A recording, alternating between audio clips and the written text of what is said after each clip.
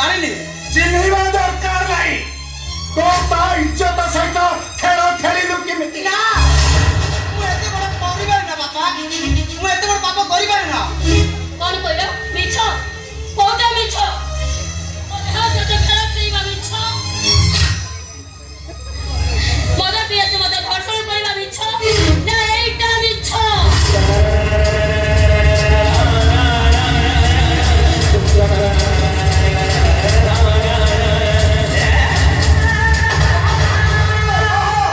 ଏ ସବୁ କଣ ମିଛ? ନିରବ ରହିଲ କାହିଁକି? ମତେ ବିଶ୍ୱାସ କର କାକା, ସାଙ୍ଗମାନେ ବାଧ୍ୟ କରି ମତେ ପିଆଇ ଦେଲେ ଆଉ ଅଧିକ ନିଶା ହେଇଯିବାରୁ ସାଙ୍ଗମାନେ ଆମେ ଆସି ଆମ ଗେଟ୍ କରି ଛାଇ ଦେଇଗଲେ। ତାପରେ କଣ ହେଲା ମୁଁ କିଛି ଜାଣିନି କାକା, କିଛି ଜାଣିନି। ତାପରେ ମତେ ବେଶୀ ଅକାଲି ଭାବି ମତେ ଟଙ୍କା ଦେଇ କହିଲ ପରା ମୋ ଦେହରେ ଜଳୁଥିବା କାମନା ନିଏ ବୋଲି ଭେଇଦେ। ଏଥର ତ କାମନା ନିଆ ମିଳିଗଲା। କୁହ କେତେ ଟଙ୍କା ମୋ ଦେହର ଦାମ? ଲକ୍ଷେ, 2 ଲକ୍ଷ, 5 ଲକ୍ଷ ନା 10 ଲକ୍ଷ? କାହିଁକି ବନ୍ଦ କରିବି? କଣ ପାଇଁ ବନ୍ଦ କରିବି? ଶୁଣିବାକୁ କଣ କଷ୍ଟ ଲାଗୁଛି? ବାବୁ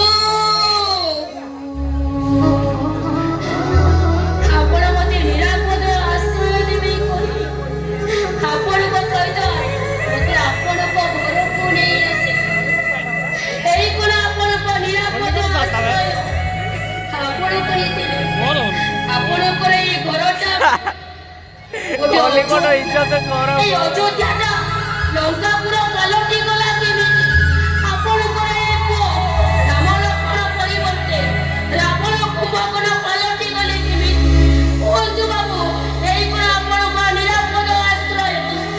ତୁ ମତେ ଯେତେ ଭର୍ତ୍ସନା କରୁଛୁ କରେ ମା, ମୁଁ ଆଜି ସବୁ ସହିଯିବି ରେ ମା, ସବୁ ସହିଯିବି।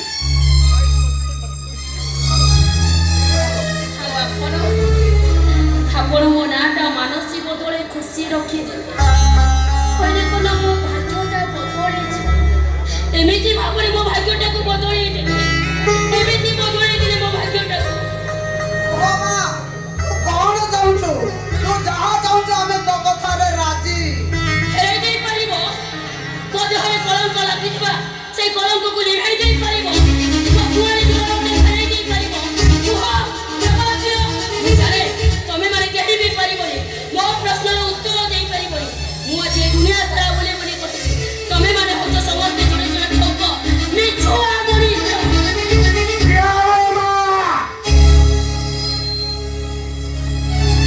ମୁଁ ସତ୍ୟ ପ୍ରକାଶ କାର୍ଯ୍ୟଶୀ କହୁଛି, ମୋ ଘରକୁ ଆସି କେହି କେବେ ଖାଲି ହାତରେ ଫେରି ଯାଇନାହାନ୍ତି। ମୁଁ ତମକୁ ଉଚିତ ନ୍ୟାୟ ଦେବି ମା, ଉଚିତ ନ୍ୟାୟ ଦେବି। ସେ ଝିଅକୁ ତମେ ନ୍ୟାୟ ଦେଇପାରିବନି ବାବୁ, ସେ ଝିଅକୁ ନ୍ୟାୟ କୋଉଠି ଦେବି?